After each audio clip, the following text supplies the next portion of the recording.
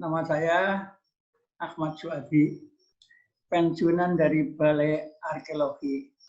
Dan waktu saya kerja pernah mengalami pelatihan SPAPA. SPAPA adalah proyek dari Siameo, Persatuan Menteri-Menteri Pendidikan ASEAN yang punya proyek namanya SPAPA.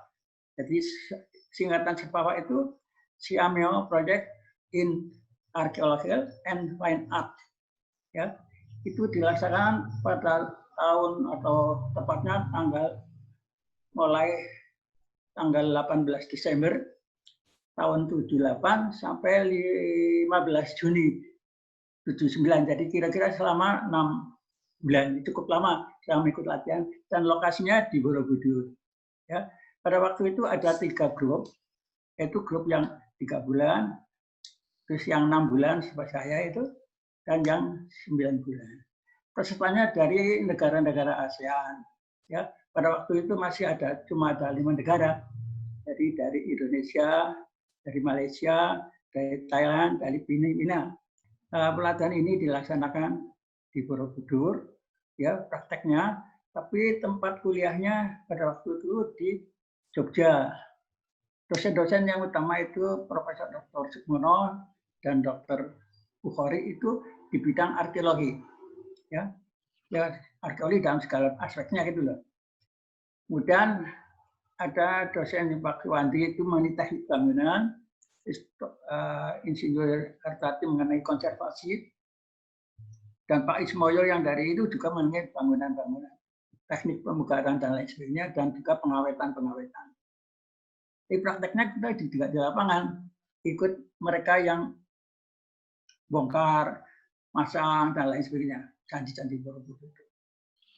Itu sudah ya, kenangan nanti ya banyak sekali ya, terutama dengan setelahnya kita jadi lebih kenal karena kita hidup bersama satu rumah, saling mengenal sifat kita masing-masing.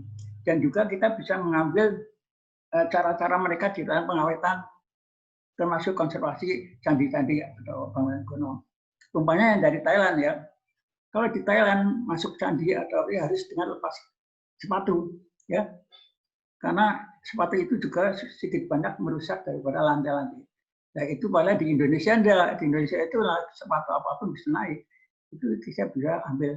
Itu banyak sekali yang kita dapatkan karena di dalam pemugaran Borobudur, terutama waktu itu kan kayak kita harus betul-betul teliti dan hati-hati gitu loh. Karena kita berusaha untuk membalikan bagian-bagian candi pada posisi tempat yang benar, gitu ya. Jadi maka sebelumnya itu kita harus, sebelum kita memulai restorasi, kita harus mendokumentir secara lengkap dan komplit apa yang kita dapatkan yang kira-kira masih utuh untuk pedoman lanjutan lebih lanjut. Borobudur itu mengalami 2 kali, sekarang 2 kali pembubaran ya. Pertama Van Erp. Itu tujuannya Van Erp adalah untuk mencegah kerusakan lebih lanjut, tidak memugar, tapi mencegah kerusakan lebih lanjut supaya tidak terjadi kemiringan dengan cara mengikat antara dinding tembok dengan pagar langkang, yaitu dengan memasang cor-cor gitu ya, cor semen-semen gitu, hingga ada ikatan antara dinding dengan pagar langkang. Jadi tidak mengembalikan dinding yang miring. Jadi Van Erp dulu tugasnya cuma mencegah kerusakan lebih lanjut. Ya, dengan pembugaran kita itu adalah pembugaran yang sifatnya total, tapi hanya pada bagian rupa datu, gitu. Bukan rupa datu kan masih utuh. Ya. Dengan pembugaran yang kedua ini ada pengangkatan pagar-pagar atau dinding diangkat, ada 20 cm, ada 30 cm, ada sampai 60 cm naik. Gitu. Ini pengalaman saya pada waktu Pak Sukmono memberi kuliah di Nederland.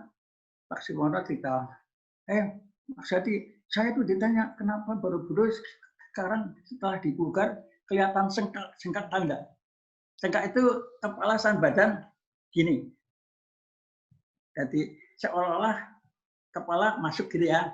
Gitu. Nah, Profesor Sukmono itu ditanya itu sama mahasiswanya itu nggak bisa jawab.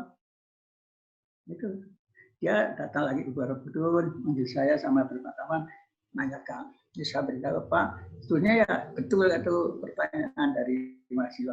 kelihatan. Cuma memang harus betul-betul dilihat secara teliti karena dari jauh tidak kelihatan. Karena pada waktu pembubaran yang kedua itu dinding sandi diangkat, ya. Tapi pada Datu tidak ada pengangkatan, hingga pagar langkan pada bagian 2 naik, sedangkan pada bagian rumah Datu tidak. Betul.